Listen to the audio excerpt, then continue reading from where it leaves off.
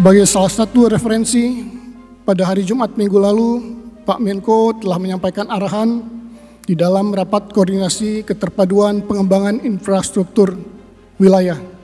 Dan salah satu hal yang disampaikan Bapak Menko adalah tentang peranan infrastruktur dan pembangunan kewilayahan di dalam mendukung 6 di antara 8 poin Asta Cita. Arahan Bapak Menko hendaknya menjadi perhatian dan pedoman bagi kita semua.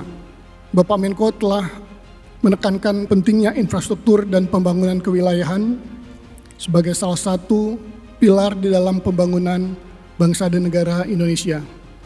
Tentunya hal ini kita harus mulai dengan tahap perencanaan yang komprehensif dan juga bersinergi dan berkolaborasi dengan seluruh kementerian dan lembaga terkait.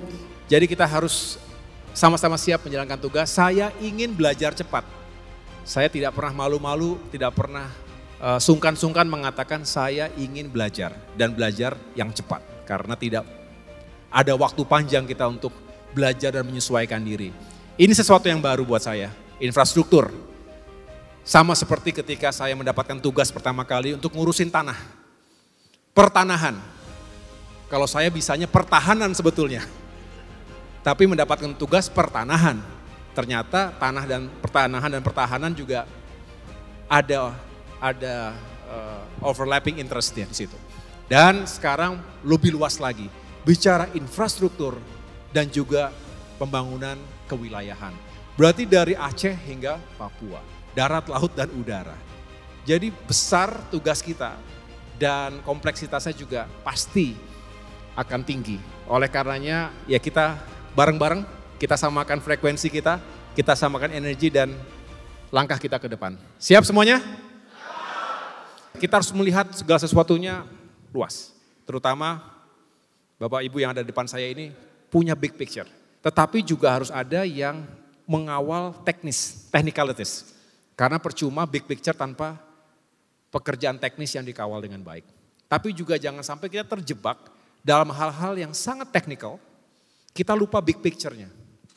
Kita lupa bahwa kalau ada satu masalah, mungkin ini masalah. Tapi begitu dicek secara keseluruhan, jangan sampai karena satu masalah di sini menggugurkan konsep besarnya. Jadi selalu ada take and give, ada trade off dari keputusan yang kita ambil. Nah, kalau kita terjebak pokoknya semuanya harus tuntas dengan sempurna, saya khawatir kita kehilangan konsep dan gagasan besarnya.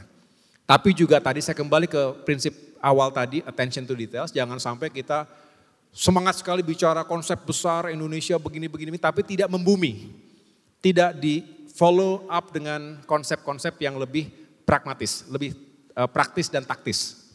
Jadi ini juga pelajaran yang saya dapatkan bahwa pada akhirnya kita kombinasikan antara visi besar dengan penjabaran di tingkat operasional dan teknis yang visible, yang reliable and acceptable.